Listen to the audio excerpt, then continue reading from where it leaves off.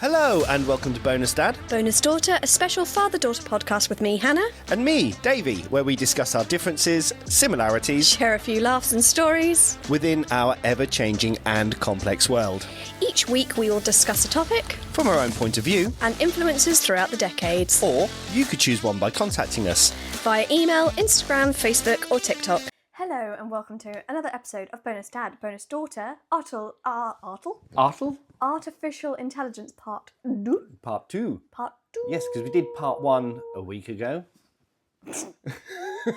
They know that we record Yeah. 3 in 1. I'm still wearing the same shirt, still wearing the same dungarees, which are really cool. Thank you Are very really cool. much. Shall we just touch on that conversation that we've just had with Mitchell? Go on then. So we had a little bit of a live update in last week, and Mitchell has just returned from the shop. Yes. Yeah, and Bearing shampoo. And Hannah mentioned to Mitchell about the fact that I mentioned that it could be the all-inclusive hotel that Hannah could be going to.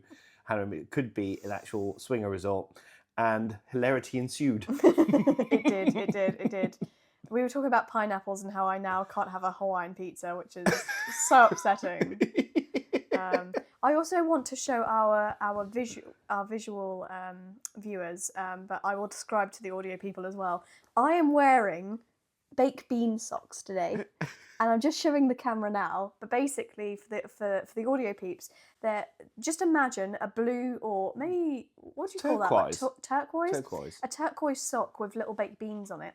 Anyway, there is like a little Heinz beans again. Other beans are available. Mm-hmm. But mine says little bean, and Mitch and I always coordinate, and his says big bean. Yeah. Now, my socks were supposed to be for a child, but I have child-sized feet. But I will always remain the little bean, and he will be the big bean. So I just wanted to show everyone that we have matching socks, and this is peak dink husband and wife duo situation. Okay. Dink goals. Because you have your little Instagram page as well, don't you? Like Big and Little Adventures. We do. I've not been posting much on that recently, only because I haven't been anywhere. You have to be careful when you go to Tenerife what you post. Yeah. Little big adventures, swingers. Little big swingers. Oh my god, that's so funny. It's actually big and small, but yeah. big and small. Big and small adventures. Swingers. Yeah. Oh. Dear God. Oh. Oh, It brilliant. sounds like we're talking about like the actual genitalia now, doesn't it? Yeah. The actual genitalia. The actual Actual genitalia. genitalia. So shall we go on Our to the episode? Yeah, let's do Yeah. that. So this is part 2 of artificial intelligence because we overran. We did. So what we're going to discuss today, we're going to talk a little bit more about where we are with AI today. Yeah, Yep. sorry, I don't know why I made that noise. Where we are with AI today. We're going to talk about a little bit about the future of AI in what's coming next and what we think might be coming next. Yeah, we don't actually know. Yeah, the benefits of AI, the dangers of AI, and then we're going to finish off a little bit about AI in pop culture. Yeah. So that's going to be my the favourite structure. bit. The structure. Oh my gosh, we got a structure. We've got a structure. Just because we went so off piste last time. I know. In the last episode, It is my fault. I started rambling about computing at school, and then literally my mind went completely blank. And then I looked at the time, and I was like, "We have been talking for 40 minutes, Yeah. and we've only discussed a small segment of AI." Exactly. So you're welcome. So we're going to be a little bit more structured. I feel gutted for the person that's like, "Oh my gosh, they've done an episode on AI." Goes to that episode, and like 40 minutes of it is literally just our life update, and then the last 5 is artificial intelligence, and then I have to wait another week for this one. Just save them up. Yep. Save them up. So where are we with AI today? So we've got we do have the such as ChatGPT. We've already mentioned that. Yes. We've got AI, which is now creating art, music, stories, and even full-length movies. Yeah. AI does create movies. Crazy. It is completely crazy. Yeah. I mean, actually, from a D&D perspective, right? So when you're playing D&D, I think that could be quite useful to thinking like when we're playing D&D and then actually seeing your characters through an AI of what's actually happening. I quite like that idea. Yeah. Of a visual representation, so it's almost like a live stream version like Baldur's Gate. Yeah, I can see why that would be visually cool. Yeah. But yeah, I mean, good for gameplay, Yeah. but not necessarily needed. No. I mean, we'll come on to the pop culture later Yes. with it, because I know things like Love, Death and Robots has been using, which is absolutely I fantastic. love Death and Robots. Yeah, so which is good. absolutely fantastic. Check that out, Netflix. Which Is it uses Netflix? AI. It is Netflix. Have you seen the game version of that as well? I can't remember what it's No. called. I think it's on. Weirdly enough, it's on like another streaming service, like Prime or something. Okay. It's made by the same people, but it's like they do adaptations of games. Right. Oh, Make no. a story out of it. Yeah. No, that is. I have seen that. I can't remember what it's called. It was actually Mitchell who told me about that. Yeah. It was well good. Because they the did. Pac-Man one. Yeah. That was brilliant. That was really good. It's like reimagined Pac-Man. It was very cool. Yeah. You mentioned this in the previous episode, an AI in healthcare. I did. Yeah, and detecting diseases faster than doctors, personalising medicine, and designing new drugs. In fact, this goes back to one of the previous episodes when you were talking about women's health. Yes. Yeah, and you're Not saying out about yet. well, it will be. It will be when when this comes out. Yeah, when you talk about the personalisation of medicine and the dosages and things like that. So you think that AI would be useful in that. Maybe. In that forum. I've asked ChatGPT to diagnose me. Have you? Yeah. And what it says endometriosis. Does it? Yeah. So I'm just taking that as my formal diagnosis now. Okay. Kidding. We've got AI in business and productivity, such as automating job, enhancing decision making, and transforming industries, finance, law, and customer service. I must admit, right? So, in my role, I do write policies. Yes. And when I write policies, they have to be legal. Yeah. Yeah. So one of the policies that I did just write is I did copy and paste it, and I did put it into an AI, and I said, what laws are covered by this policy? And it reeled off like five or six laws. Such was as it like accurate in that? It was. Wow. Because then I obviously okay. double checked it and checked it against it. It was accurate. And it, things like, like Health and Safety at Work Act. That saved you some time. It did save me some time. It did save me some time. So, that I think it is useful in that regard. I think in a customer service context, if I may be that guy, I do sometimes find myself quite frustrated and think, can I just speak to a human? Like, I feel sometimes that the chatbots don't do, like, say for example, like a couple of years ago I had to change my name on everything because I got married. Yeah. And it's like they go, oh, go to a chatbot instead of a human, and like, oh, please can I change my name? Here is a number to speak to a representative, and you're like, oh, like why wasn't that option there in the first place? Like, Exactly. It just annoys me so much. Well, there are some low level questions that can get answered by AI bots. Yeah, but I always find the thing that I need doing. I don't know if it's just because I'm tech savvy enough that I know that I can change my address on things and just do that. But it annoys me when I go to it and it's like, use our chat service, and then it's only open between 9 and 5 or whatever. Yeah. And you use that, and then it's like, please talk to a human representative, and you're like, oh, okay, right.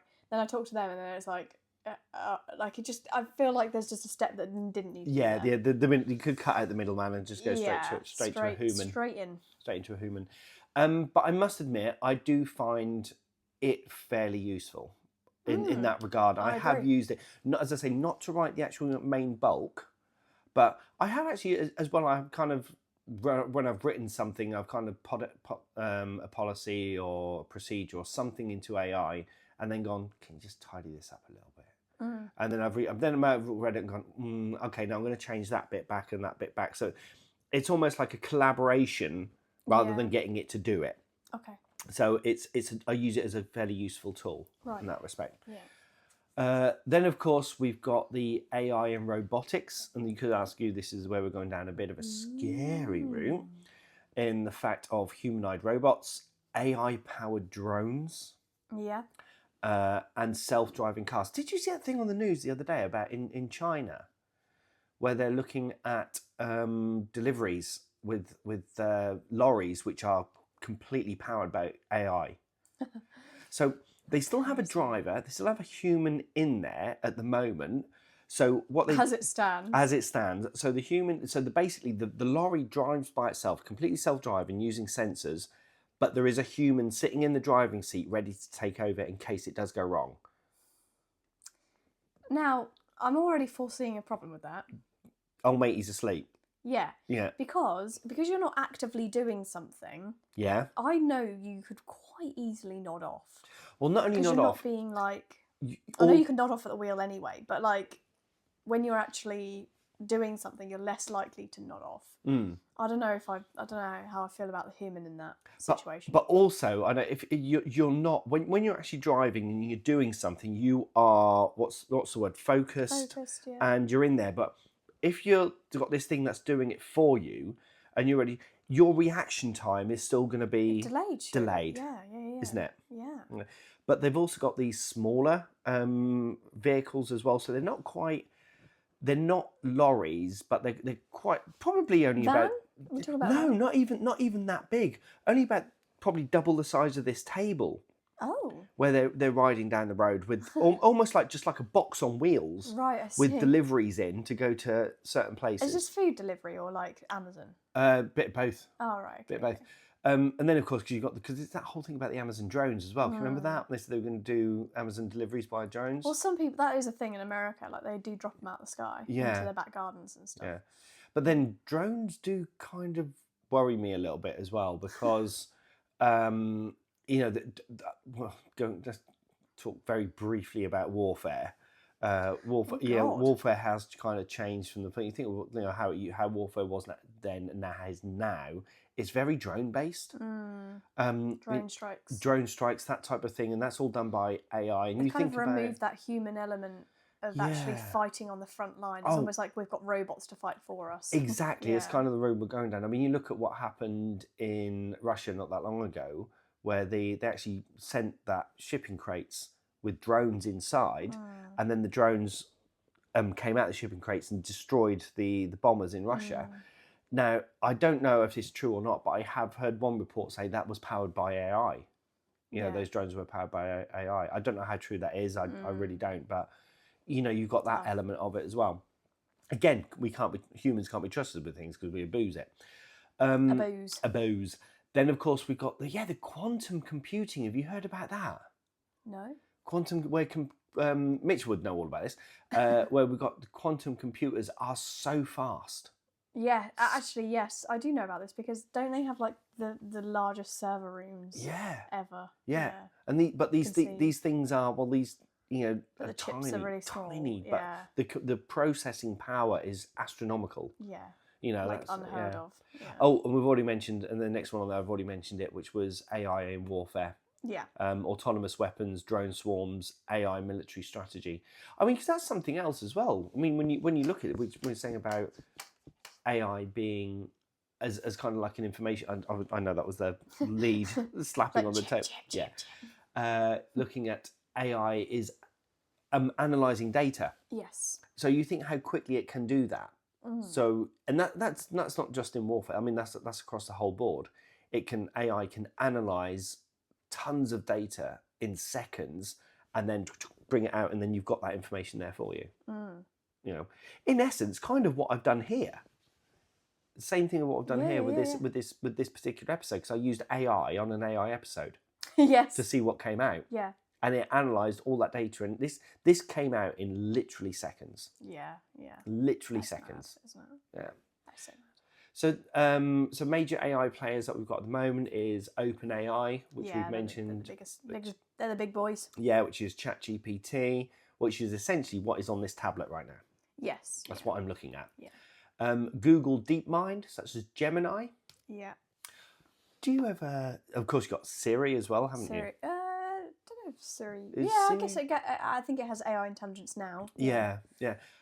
The amount of times though have you had that where your phone's in your pocket? Because I've got a work phone which is Android. How can I help you today? Yeah, and you're like, I was in a meeting on Teams the other day and I was talking, and then I was in my bag. My phone went, "I'm sorry, could you repeat that?" Yes. What the hell? So in this particular room, I can't say it, but in this room I have a Google Hub. So when I activate that, it will turn on the lights as well. Which I know sounds super lazy, but all of our switches are covered by either heavy furniture or one that's just inconveniently over the side of the room. And you are small. And I am small. You are little. So yeah, I can say a command and it will turn on the lights. Yeah. I don't know if that's technically artificial intelligence. I don't think that's just more automation. But yeah. I have Google's version of that. I don't know what Google is. Oh, it was Google Assistant. That's what it's called. Yeah. Yeah, Gemini, Google Assistant. You often see adverts with people talking to Gemini and having real conversations and stuff. Yeah. What I do like about that side of things is I think it's quite good for people that suffer from sort of the loneliness side. And I think there's definitely a market for that. I know a lot of elderly people feel quite isolated, and I know that they're less likely to use that type of technology. But if it was rolled out and if they were shown how to use it, I reckon that would boost their morale a little bit, even though it's a fake person. But then again, you get into like the Black Mirror side of things, like then you have a relationship with AI and yeah, like touching on that side of things, which is odd, I think. Yeah, you got a film with Megan Fox, Subservience or something. Yeah. I haven't seen it, but I've seen it on. Yeah, there's one where Scarlett Johansson voices the lady in it.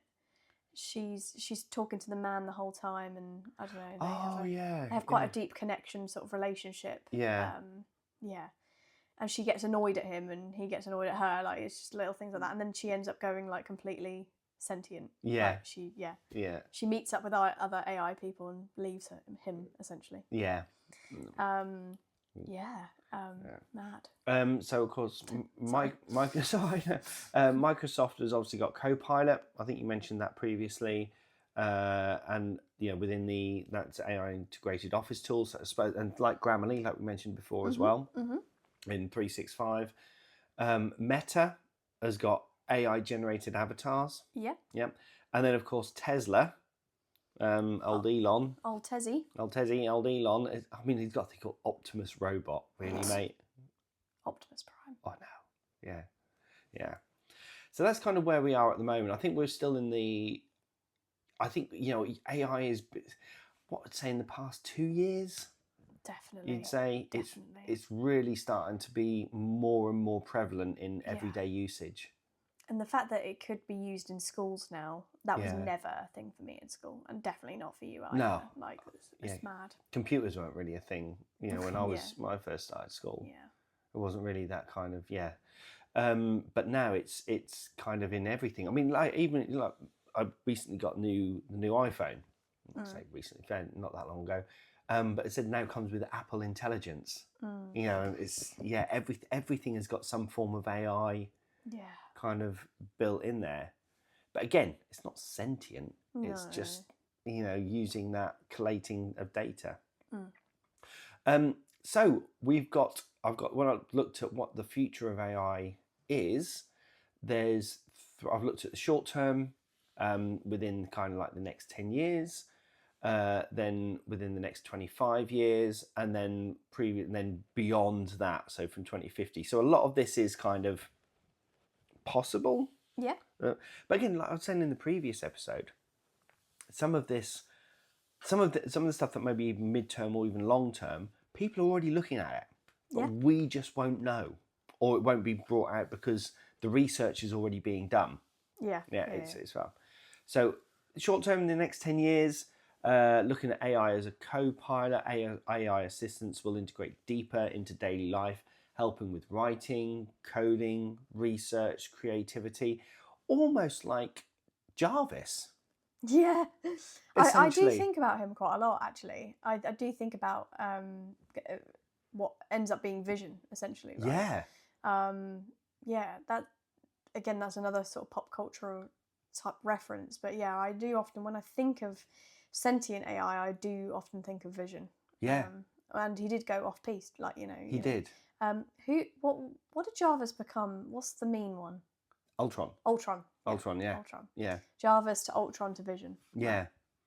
But it is, can you even see that in the Marvel films with Iron Man or Tony Stark when he's talking to Jarvis, and it is that kind of back and forth. It's a relationship. It's like his friend. Yeah. And Jarvis was his father's butler, essentially. Yeah. So it's even bringing in that familiar connection. Yeah. Like calling him Jarvis.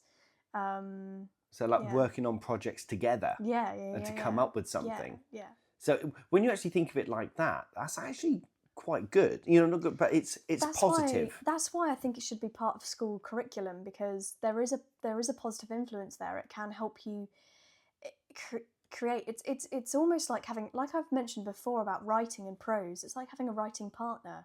Yeah. Like just checking out something, and then it might pop up a few ideas that yes, a human could have come up with, but in the moment, often a book can be very personal and can be very, any creative piece actually can be quite personal. Sometimes you don't want to discuss that with another human. No. You know? But sometimes you need to say it out loud, and you need to bounce those ideas off like a someone. soundboard, you know? Yeah. And I'm sure you do this at work with your colleagues sometimes. You've got say you've got a new policy coming in, and you go to your colleagues and who are in the field, just going to, you know, really completely like typecast you a little bit here. Yeah. But you've got you in your office, and you've got those in the field, and you think, am I saying too much about your work? No.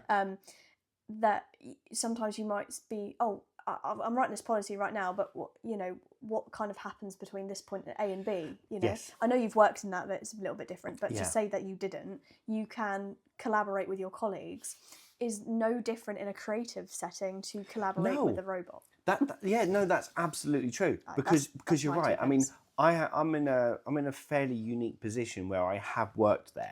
I have done that, so I kind of do know. But I am now in a position where, and I had this discussion at work the other day, where you do get skill loss. Yeah, because you've been out of the field. Because I've been out of the field, and the guys are doing things out on the ground that I don't know anymore. Exactly. Yeah. But I'm sitting. I will write a policy, and you're right, because I write the policy.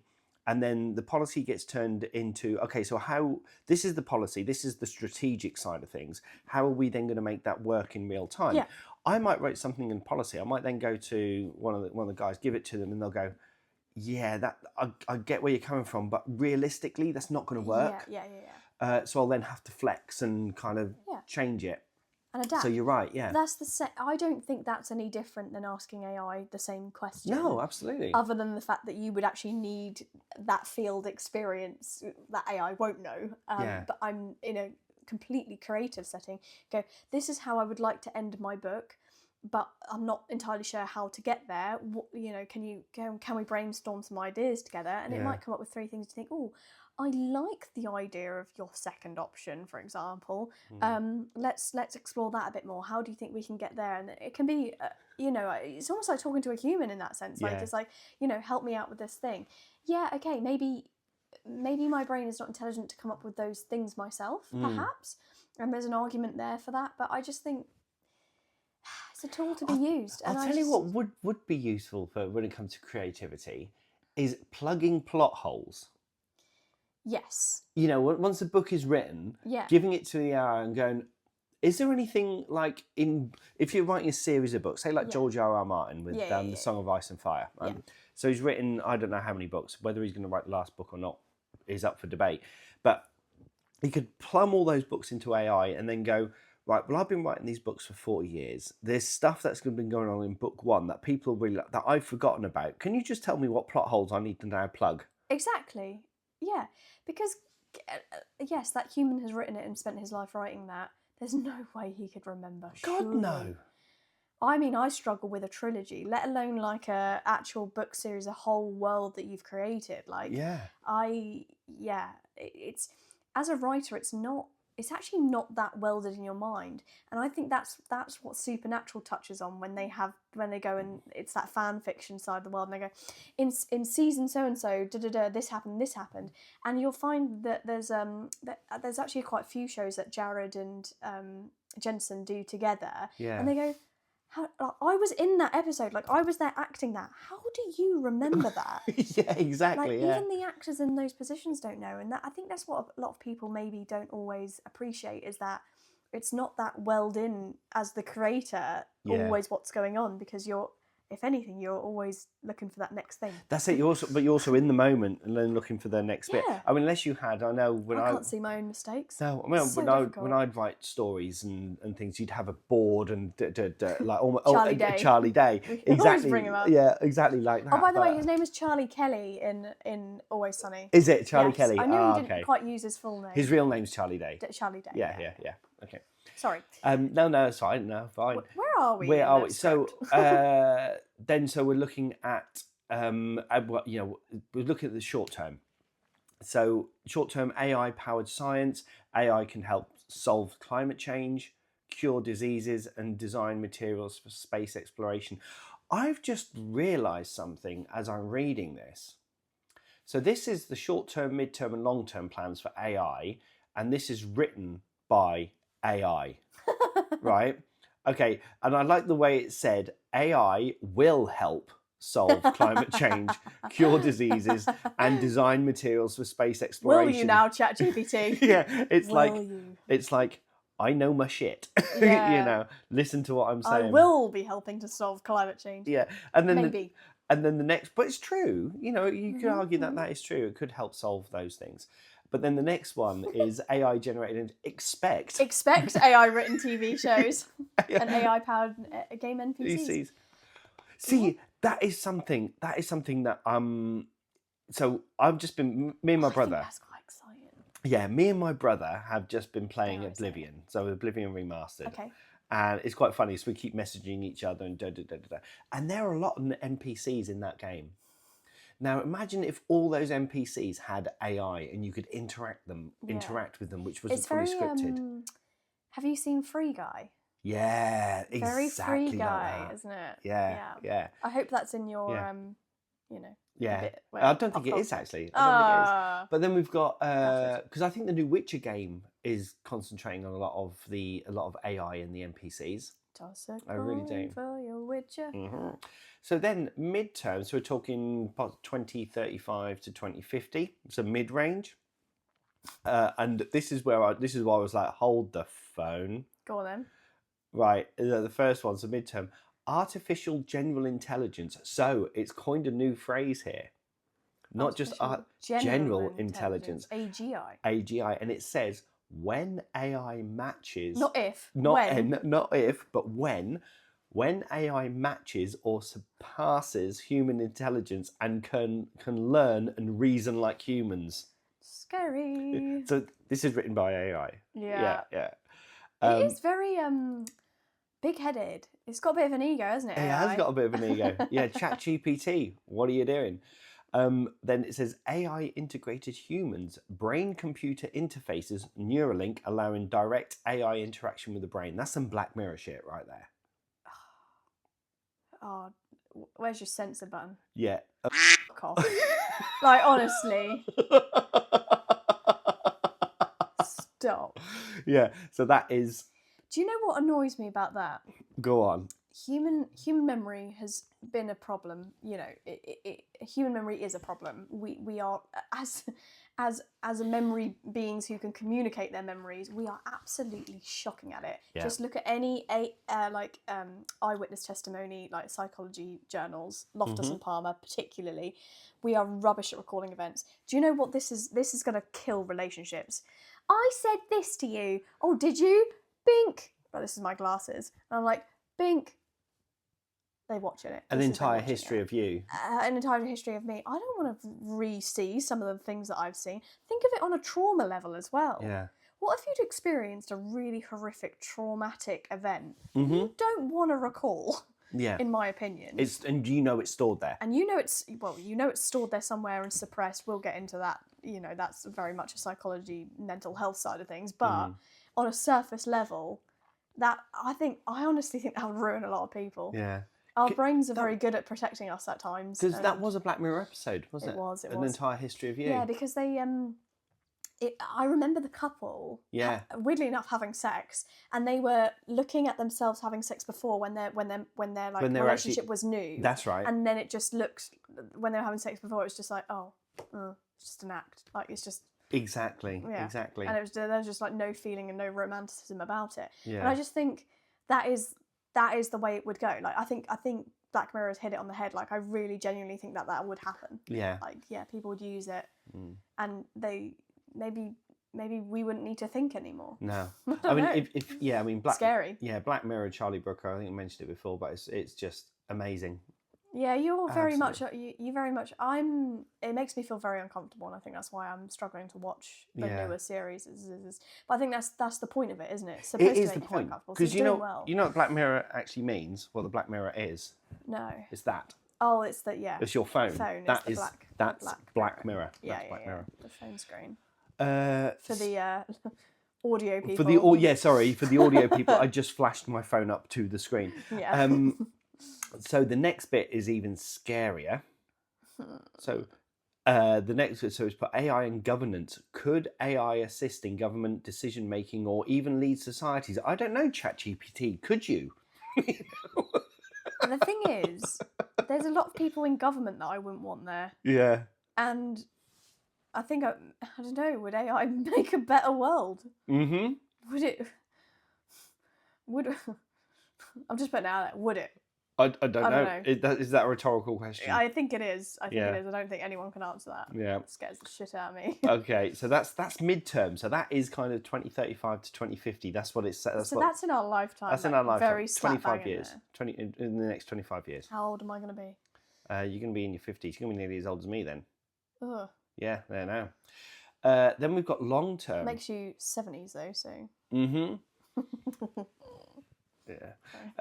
Long term, 2050 and I'll tell you what. By then, I'll be living in a small house in a field in the middle of nowhere. In your little suicide pod. A little suicide pod. I don't know what they're called.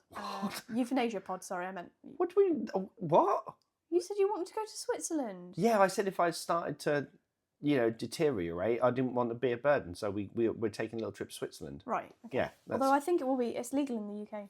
Yeah. Now they passed that bill. Good. Anyway, Good. Carry on. So long term, 2050 and beyond. This is the Ray Kurzweil prediction, the singularity. Ooh. When AI becomes self-improving and surpasses human intelligence, changing civilization forever. What? I don't like the next point over. No, and the next point, post-human era, will AI replace humans as the dominant force on Earth? I don't know, ChatGPT, will it? 2050. That's in our lifetime and beyond. Yeah. Is it in your lifetime? Yeah. It's in your lifetime. And 25 years. You'll still be alive then. I hope so. Do you think you'll be retired then, right? Yeah. No. I bloody hope so. No, wait, you're 50. What is the retirement age in the UK? It keeps changing, doesn't it? It was 65 at one point. Oh, I think 65. we're up to 90 now. You'll be 75. Yeah, I'll be retired. I'll be yeah. You hope. Yeah. So yeah, this is and then the next one, AI in space exploration, AI powered probes, self-replicating robots and terraforming planets. Really, ChatGPT? Really? Like, fuck off. Can we move on? My brain hurts. Okay.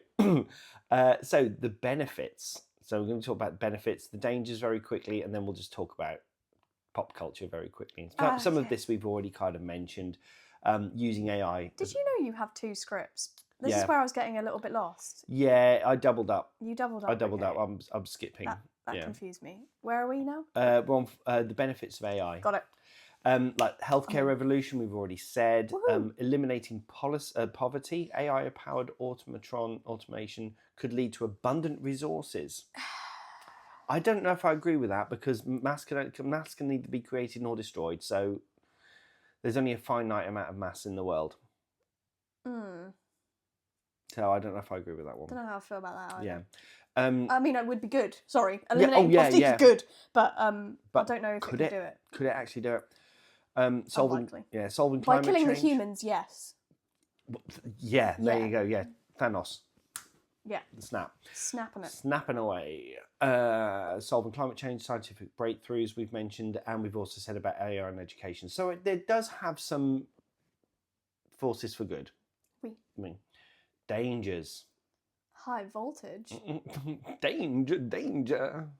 High voltage.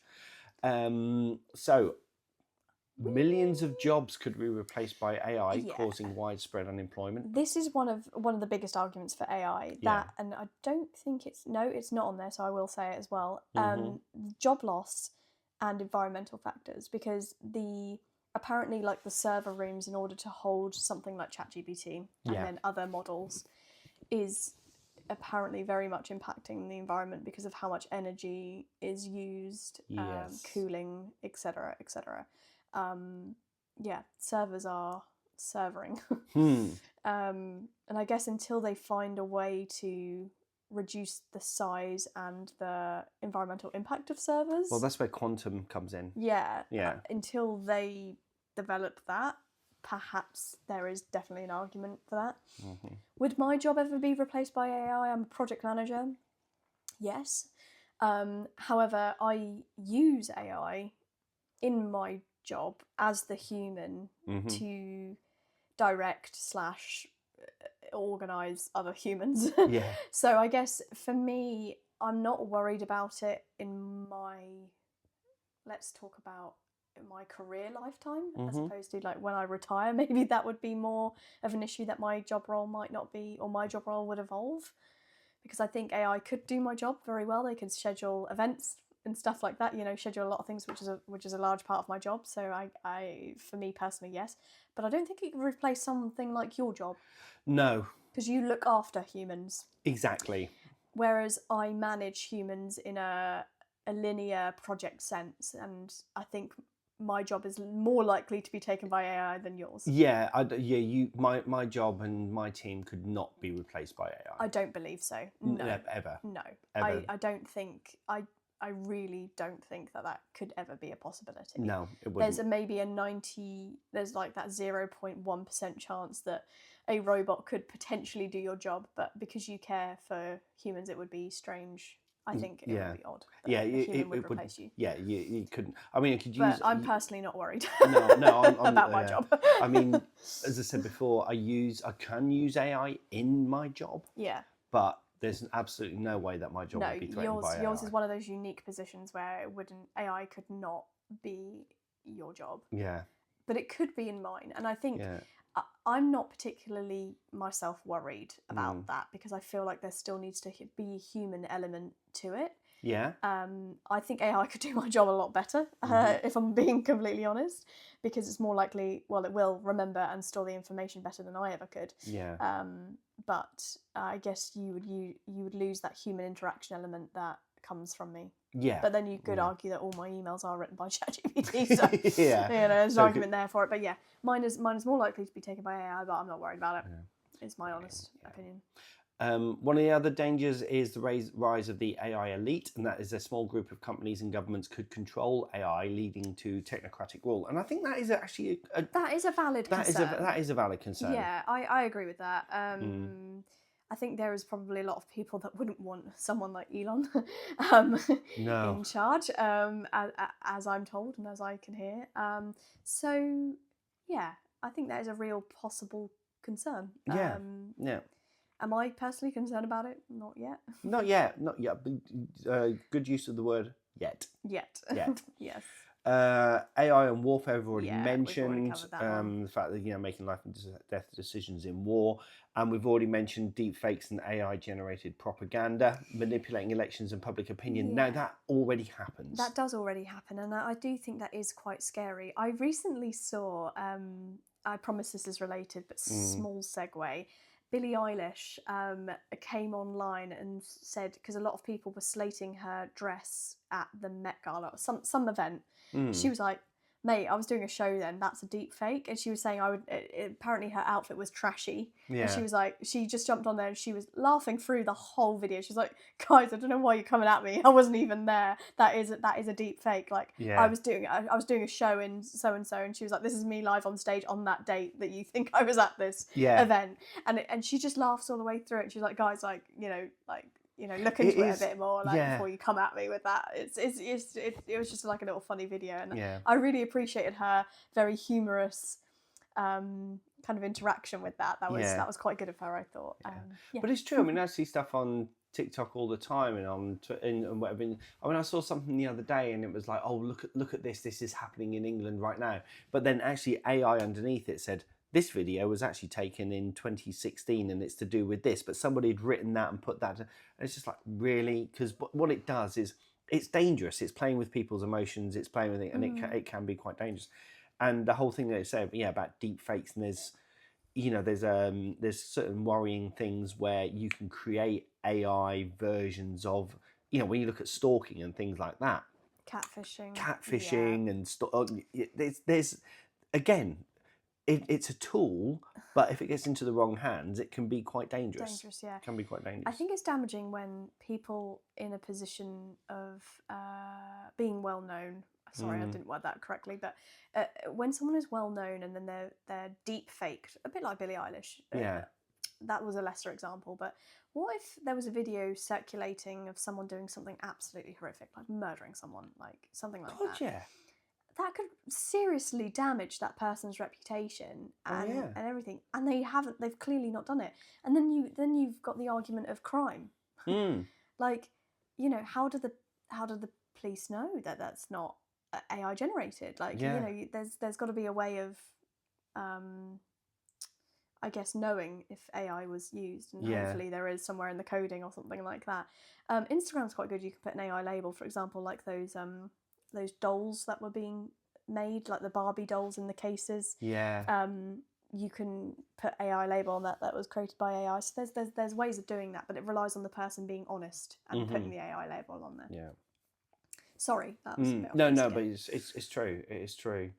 So they're kind of like the worrying things, and then of course we get the existential risks, such as AI becoming uncontrollable. If AI self improves uncontrollably, we may not be able to shut it down. That's some Skynet shit, talking about Terminator. Well, that's very Jarvis. That is very Jarvis, very Jarvis. And then, of course, we've got the AI-driven surveillance. Governments using AI to track and control citizens. Yeah. I mean, that's always been brought up as well as a concern. You know, is that you know genuine concern? So I'm just looking at the time. So I think we'll just finish off very quickly to talk about pop culture. Let's end on a happy. Yeah, I've already mentioned this one, the top one. I mentioned 2001: A Space Odyssey and HAL 9000. Well, if you go onto your other script, you've actually got the dates. Have I? Sorry, I don't mean to be that guy. Number 4. Number 4. Your script. If you go up, so there's Metropolis. Oh yeah. Metropolis, yeah. Metropolis, sorry. 1927, Space Odyssey, which we talked about with Hal. Yeah. 1968, Terminator. Very good representation. I'll be back. Yeah, that's a good Autotron. The Matrix. Probably changed the lives of many. Do you know what? And I watched The Matrix again the other day. Simulation. And there's a few things within that film, and I know The Matrix as well is very kind of, it is very religious. There's a kind of religious base to it as well. Yeah. But then there's a few things that Agent Smith says, and I'm like, do you know what? You're probably not far off there. I mean, and it's very. I mean, you got the whole point. It's very based in Alice in Wonderland as well. The Matrix with the red pill, the blue pill. You know, see how far down the rabbit hole you go. And it's very Alice in Wonderland. Yeah. There's Lewis so many. Carroll would be proud. Oh yeah, there's so many references in the Matrix, and it's so clever. But there's one point where, I mean, I've mentioned this before, when he says humans are like a virus of the planet. But there's also something else he says when he says about the epitome of human nature, which is why they go back to the 90s, is that when people were the most happiest in history. Yeah. And do you know what? I know we're 2020 in 2025, and I watched this and I thought, because that was at the birth of technology. Before technology, yeah. It was the birth of technology. It was before all that, and I was like, I don't know if he's far off here. I mean, sadly, I wasn't able to appreciate. It was like the pinnacle of human. Too young. Yeah, the pinnacle of human society. Everything was fine. You know, the Cold War was over. There was no threat of nuclear war. It was like people kind of happy. Yeah, whereas I've lived in the technology age era. Yeah. And I don't know if I'm just looking back in history with rose-tinted glasses. I really don't know that. Perhaps. But I thought, I don't think he's far off. Also, you were in your 20s in the 90s, and they're supposedly the best years of your life. So again, it's one of those, rose-tinted glasses. It would be nice getting someone on the podcast like Denwy, for example, to see what his take on that would be. Like, what year he would find best. You know, someone maturer, just to see like what their take was. Sorry, Denwy maturer. Well, that's my dad you're talking about now. I meant mature in age. I just didn't want to use the word old because I respect my grandfather. Yeah. Unlike you, clearly.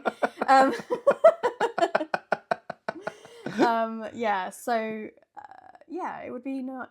Yeah, I'd be interested to know. You're saying they're your golden years. Yeah. I don't know what I think I'm too young to say Yeah. what my golden years are. I'd like to think that my 30s are going to be my golden years. I'd like them to be. I don't think my 20s have been that great No. in terms of COVID, being ill, etc., etc. Yeah. So I think it's probably down to the individual as well. Probably, yeah, of course it will Yeah. be.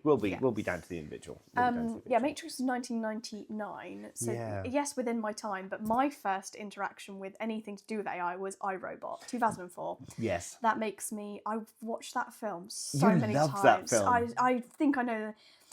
It's the Ghost in the Machine, and I remember. Oh, do you know what? It's one of the proudest moments of my life.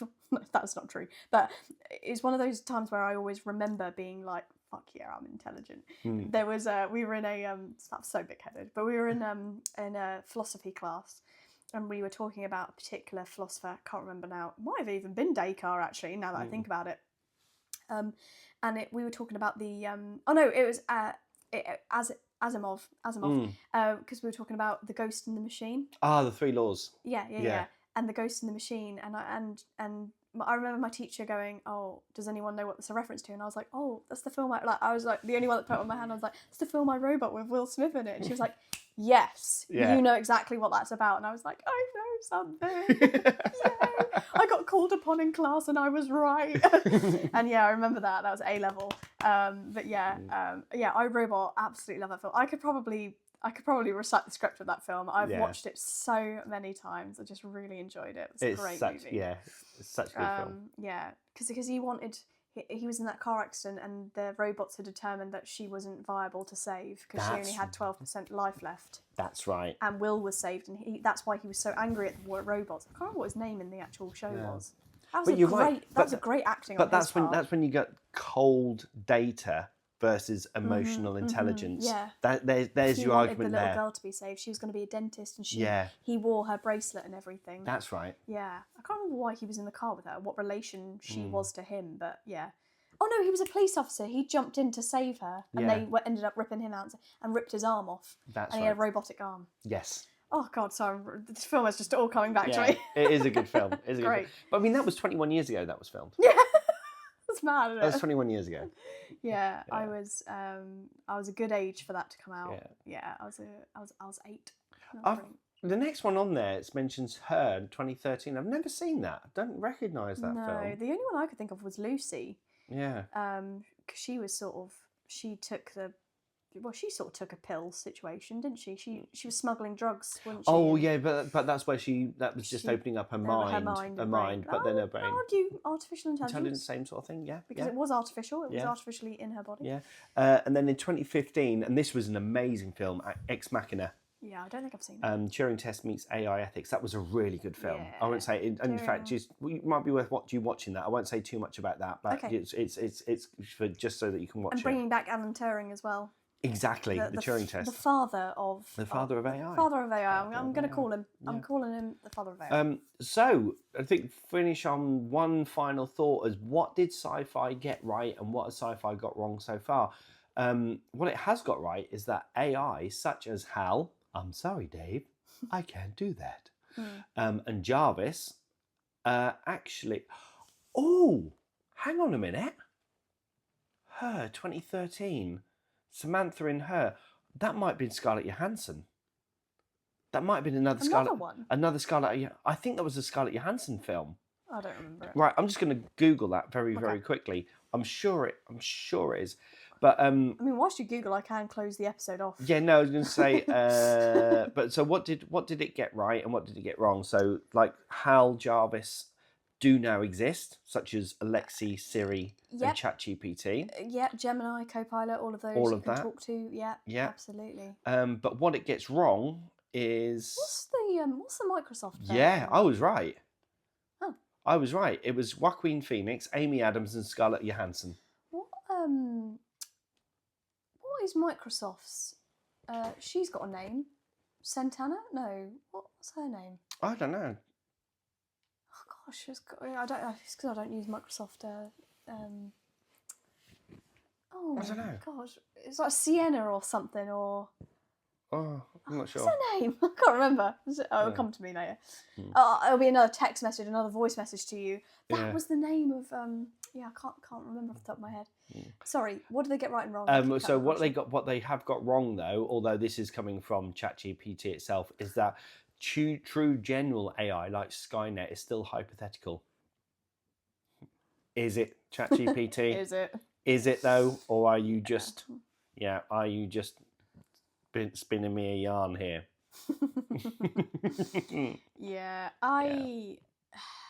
The interesting thing is though with technology, right? Sometimes when technology is in pop culture, it then becomes a reality because people then see it as a thing. So you think of things like Demolition Man.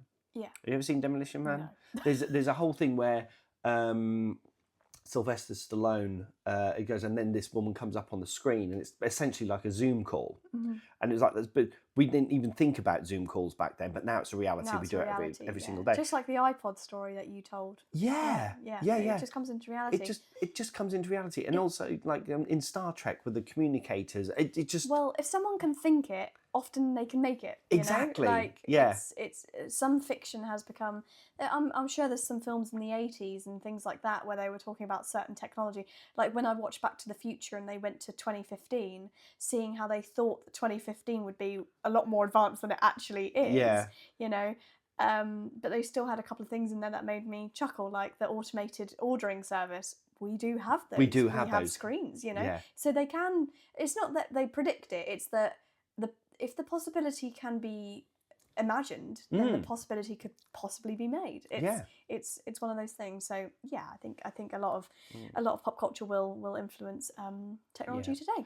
So I think for me personally, I think AI could be something very good.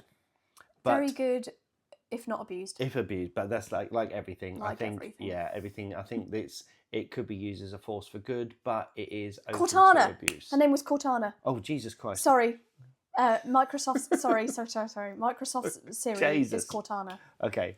Do you know what? When I think Cortana, I think of a Hard House track called "The Music Is Moving." Anyway, if you enjoyed this episode, the music is moving. If you enjoyed this episode on artificial intelligence, we talk about it quite a lot in our other episodes as well, but we want to do a bespoke one for artificial intelligence.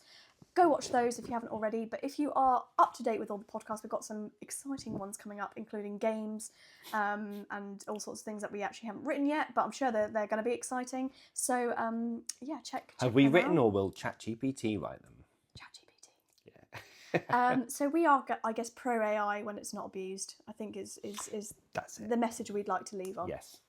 Yeah. Anyway, if you've enjoyed this episode, please check out everything, including our socials, because we tend to post on there very infrequently. And we hope you enjoyed the rest of your day. And goodbye. Cue the outro. Thanks for joining us on Bonus Dad, Bonus Daughter. Don't forget to follow us on all our socials and share the podcast with someone who'd love it. We are available on all streaming platforms. See you next time. Bye-bye.